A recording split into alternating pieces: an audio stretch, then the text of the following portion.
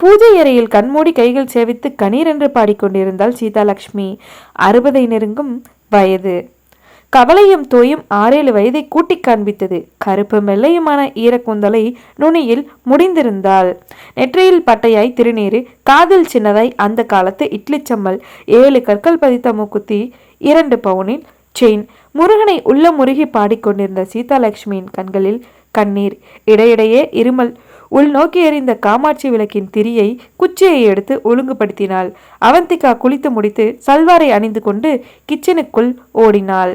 துப்பட்டாவின் இரு பக்கமும் இணைந்து பின்பக்கமாய் முடிச்சிட்டாள். வெங்காயத்தையும் கத்தியையும் வைத்துக்கொண்டு மலமளவென்று வேலையில் இறங்கினாள்.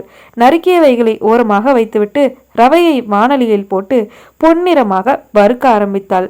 பரமேஸ்வர் இடுப்பில் டவலுடன் பாத்ரூமிலிருந்து வெளிப்பட்டவன் தன் அறைக்கு சென்று அவசரமாய் துடைத்து லுங்கியோடு வெளியே வந்தான். என்ன டிஃபன் அவந்தி? உப்புமானா?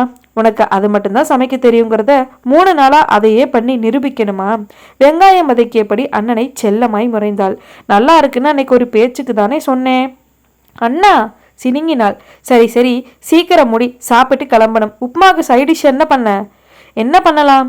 அதில் உலகமகா குழப்பம் வேறையா? 3 நாளா தேங்காய் சட்னி தானே பண்ணினேன், அதையே பண்ணு. ரொம்ப கிண்டல் பண்ணுறேண்ணா. எனக்கு மட்டும் விதவிதமாக சமைச்சு சாப்பிடக்கூடாதுன்னு விரதமா என்ன? எகிரி போன விலைவாசியால் நம்ம குடும்ப பட்ஜெட் 2 மடங்காக எகிரிடுச்சு.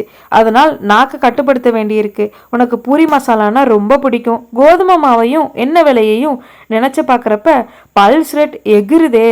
கிளவி மாதிரி பேசாதே. ஆஃபீஸ் நேரம் போக பார்ட் டைமாக இன்னொரு வேலைக்கும் சொல்லி வச்சுருக்கேன், சமாளிச்சுக்கலாம். என்னென்ன மளிகை சாமான் வேணுமோ அத்தனையும் லிஸ்ட்டு போட்டு வை, வாங்கி தர்றேன். சீக்கிரம் ரெடி பண்ணு, சாப்பிட்டு கிளம்பணும். இதோ 5 நிமிஷத்தில் சட்னி அரைச்சிடுறேன். வேகமாய் தேங்காயை துருவ ஆரம்பித்தாள். பரமேஸ்வர் 29 வயது இளைஞன். குறை சொல்ல முடியாத வசீகரம், மென்மையான குணமுடையவன் என்பதை சொல்லும் முகம். தனியார் வங்கியில் கேஷியர். அப்பா இல்லாத குடும்பத்தை சுமக்கும் பொறுப்பான ஆண். சீதாலட்சுமி இன்னும் பாடிக்கொண்டிருந்தாள். குரல் கம்மி போயிருந்தது. அம்மா உன்னைத்தான். தோள் தொட்டு அசைத்தான். என்னப்பா? என்னம்மா இது? நீ பண்ணுறது உனக்கே நல்லா இருக்கா? உடம்புக்கு முடியலை. எல்லா நோயும் போஷன் பிரித்து உட்கார்ந்துருக்கு. 2 நாளாக சளி இருமல் வேற. ஈரத்தலையோட மணிக்கணக்கில் உட்காந்து பாடி பூஜை பண்ணித்தான் ஆகணுமா? என் ஒரே நம்பிக்கை அந்த முருகன் தானப்பா. சரி எந்திரி, நீயும் தான் நாள் தவறாமல் பாட்டு பாடி கூப்பிடுற. வந்தாராவும் வடிவேலன். கிண்டல் பண்ணாதே பரமோ. இது கிண்டல் இல்லைம்மா, வருத்தம். எனக்கு உன் ஹெல்த் கண்டிஷன் முக்கியம். உன்னை வருத்திக்கிட்டு சாமி கும்பிடுறதுல எனக்கு நம்பிக்கையும் இல்லை, பிடிக்கவும் இல்லை. வாமா, நேரமாச்சு, உட்காரு. அவந்திகா, 2 பேருக்கும் தட்டு போடு. கேஸ் ஜெயிச்சிருச்சுன்னா எனக்கு வேற என்னப்பா கவலை? உங்கள் அப்பாவுக்கு கிடைக்க வேண்டிய சொத்து கிடைச்சாலே போதுமே. அவந்திக்காவை நல்ல இடத்துல கல்யாணம் பண்ணி கொடுத்துடலாம். சொந்தமாக நமக்குன்னு ஒரு வீடு வாங்கி நிம்மதியாக மருமகள் பேர குழந்தைன்னு காலத்தை ஓட்டிடுவேன் என்றாள் சீதாலட்சுமி. பரமேஸ்வர் அம்மாவை பரிதாபமாய் பார்த்தான். எந்த நம்பிக்கை இவளிடம் இத்தனை எதிர்பார்ப்புகளை விதைத்திருக்கிறது?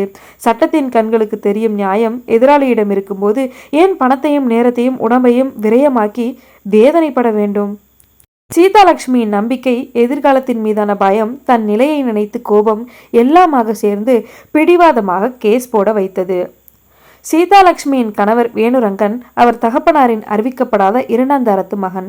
முதல் மனைவிக்கு 3 பையன் 1 பெண். எந்த விசேஷத்திலும் காரியத்திலும் வேணுரங்கனின் தாயாருக்கு அழைப்பில்லை. கும்மிடிப்பூண்டியில் 3/4 கிரவுண்டில் ஒரு வீடெடுத்து அவர்களை அமர்த்தியதோடு அவ்வப்போது சென்னையில் இருந்து வந்து போவார் வேணுவின் தகப்பனார் குமரகுரு. அவர் குடும்பத்திலும் சரி, உறவினர்கள் மத்தியிலும் சரி, அந்த சரஸ்வதியை குரு வச்சிருக்கார் என்றுதான் சொல்வார்களே ஒழிய சின்ன வீடு என்றோ 2ஆம் தரம் என்றோ வாய் தவறியும் அந்த உரிமையை சொல்லுவதில்லை. சென்னையில் திருவல்லிக்கேணியில் குமரகுருவுக்கு 4-5 வீடுகள் உண்டு. அதில் ஒன்றை வேணுரங்கன் பெயருக்கோ அல்லது சரஸ்வதி பெயருக்கோ எழுதி வைப்பதாக சொன்னது நிஜம். ஆனால் அதை செயல்படுத்துவதற்கு முன் திடீரென்ற வந்த அட்டாக்கில் பொசுக்கென போய் சேர்ந்து விட்டார் குமரகுரு. சாவில் கூட அவர்களை சேர்க்கவில்லை. சரஸ்வதி துடித்து போனாள். சிரமப்பட்டு மகன் வேணுரங்கனை ஆளாக்கி சீதாலட்சுமிக்கு திருமணம் செய்து வைத்து பேரன் பரமேஸ்வரனை பார்த்துவிட்டு மேலே போய் சேர்ந்தாள். வேணுரங்கன் நல்லவர், ஆனால் சொத்துக்கு ஆசைப்படாதவர். அதனால் தனக்குரிய உரிமைக்கான முயற்சியில் அவர் ஈடுபடவில்லை. ஒரு நாள் காய்ச்சலில் வேணுரங்கன் இருந்துவிட சீதாலட்சுமி தவித்து போனாள். நல்ல வேளை, பரமேஸ்வர் படித்து முடித்து வேலைக்கு போக துவங்கி இருந்ததால் குடும்பம் நடத்த சீதாலட்சுமி சிரமப்படவில்லை. ஆனால் சேமிப்பென்று எதுவும் இல்லாமல் வளர்ந்து வரும் அவந்திகாவை பார்க்கும்போது அடிவேற்றில் அடுப்பெரிந்தது. நியாயமாய் அந்த சொத்தில் நமக்கும் பங்கு இருக்கும்போது ஏன் பெறக்கூடாது? யோசித்து யோசித்து எண்ணங்களை மெருகேற்றி வக்கீலை கலந்தாலோசித்து விட்டு வந்தபோதுதான் பரமேஸ்வர் அறிவுரைத்தான். நீ நினைக்கிற மாதிரி இது அவ்வளவு எளிதான விஷயம் இல்லம்மா. நம்ம கிட்ட சட்டப்பூர்வமான ஆதாரம் எதுவும் இல்லை. எதுக்கு நமக்கு? உனக்கு தெரியாது பரமோ, தாத்தாவோட சொத்து பேரன்களுக்கு தான். நீங்களும் குமரகுருவோட பேரன் பேத்தி தானே. எனக்கு தெரிஞ்சு என் மாமனார் இன்னாருக்கு இதுன்னு யாருக்கும் உயில் எழுதி வைக்கல. எல்லாம் சரிம்மா, சட்டத்தோட சந்து மந்தையெல்லாம் அவங்க பணம் வச்சு அடைச்சிடுவாங்க. உங்கள் அப்பா அப்போவே விவரமாக கேட்டு வாங்கியிருக்கணும். சீதா சாப்பிட்டு கொண்டே மறுபடி கேஸ் பற்றி பேச மென்மையாய் அவன் தோலை பற்றினாள். என் பிள்ளைங்க நல்லா இருந்தால் போதுன்னு நினைக்கிறது தப்பா? இல்லை, சாப்பிடு. அம்மாவிடம் மேலும் விவாதம் செய்ய விரும்பாமல் முற்றுப்புள்ளி வைத்தான். அடுத்த 10 நிமிடத்தில் பைக் சாவியை எடுத்துக்கொண்டு புறப்பட்டான். அம்மா வரேம்மா. போய் வாப்பா. அண்ணா ஒரு நிமிஷம். என்ன? ஹேண்ட்பேக்குடன் ஓடி வந்தாள். டிவிஎஸ்ல என்னை ட்ராப் பண்ணிட. ஏய், ஏற்கனவே எனக்கு டைம் ஆயிடுச்சு. ப்ளீஸ்ண்ணா, ஆன் த வே ராயப்பேட்டை. என்னை இறக்கி விட்டுட்டு போயிட்டீன்னா ஜெமினிக்கு ஷேர் ஆட்டோவில் போயிடுவேன். இதில் உன் டைம் வேஸ்ட் ஆகாது. பேசிட்டு இருக்காத, ஏறு. அம்மா வர்றேன். அம்மாவிடம் சொல்லிக்கொண்டு பரமேஸ்வரின் பின்னால் அமர்ந்து கொண்டாள் அவந்திகா. பார்த்து போ, துப்பட்டாவை இழுத்து பிடிச்சுக்கோ. பைக் புறப்பட்டது. பரமேஸ்வர் பணிபுரியும் வங்கி ராயப்பேட்டையில் இருந்தது. அவந்திகா பணிபுரியும் அலுவலகம் ஜெமினியில். ஒரு பத்திரிகை அலுவலகத்தில் டிடிபி ஆபரேட்டராக பணிபுரிகிறாள். நல்ல வேலை. சிக்னல் விழாததால் விரைந்து செல்ல முடிந்தது. பரபரப்பான சென்னை சாலைகளில் அதே பரபரப்பை சுமந்த முகங்களுடன் வாகன ஓட்டிகள். அவந்தி, என்னன்னா? காற்றில் அலை பாய்ந்த கோத்தை ஒதுக்கியபடி அவன் கழுத்தருகே குனிந்தாள். நீ ஏன் மேற்கொண்டு படிக்கக்கூடாது? என்னது? இதுக்கே அலற? நீ படித்த பிஏ எக்கனாமிக்ஸ் இந்த காலத்தில் எடுபடாது. பிசிஏ ஜாயின் பண்ணு, எதிர்காலத்துக்கும் கை கொடுக்கும். இப்போ என்ன படித்து ஒரு வேலைக்கு போகணும். அதான் டிடிபி படிச்சுட்டு வேலைக்கு போயிட்டுருக்கேனே. ஆரம்பத்திலேயே படிப்பும் ஆவரேஜ் ஸ்டூடெண்ட் தான். ஒரு டிகிரி முடிக்கணுமேனு ஈஸியான கோர்ஸாக எடுத்து படித்தேன். பிசிஏ படிக்கிறதுக்கெல்லாம் பெரிய மண்டை வேணும். எனக்கு அது இல்லை. நான் விளையாட்டுக்கு சொல்லலை அவந்தி. இப்போதைய வாழ்க்கை முறைக்கு தொழில் கல்வி அவசியம். உலகத்தை பற்றி உனக்கு புரியலை. யோசி, உடனே பதில் சொல்லாத. இன்ட்ரெஸ்ட் இல்லைண்ணா. உடனே பதில் சொல்லாதேன்னு சொன்னேன். நீ எப்போ கேட்டாலும் இதே பதிலை தான் சொல்ல போகிறேன். முணுமுணுத்தாள் அவந்திகா. மேலும் 10 நிமிடங்கள் காக்க வைத்த பின்புதான் வந்தான் கௌசிக், அவந்திகாவின் காதலன். அவனை பார்த்ததும் மலர்ந்த முகத்தை வலுக்கட்டாயமாய் சீரியஸ் ஆக்கி கொண்டு முறைத்தாள் அவந்திகா. முறைக்க கூட தெரியல என் செல்லத்துக்கு. அசடுதான் வலியுது. ஏறு. பைக் உரிமை கிண்டலாய் சொன்னான். எவ்வளோ நேரம் வெயிட் பண்ணுறதா?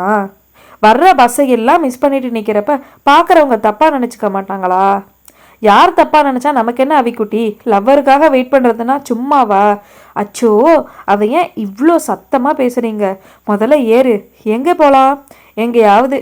இப்படியெல்லாம் உசுப்பேற்றி விட்டா ஹோட்டலுக்கு போய் ரூம் போட்டுருவேன்.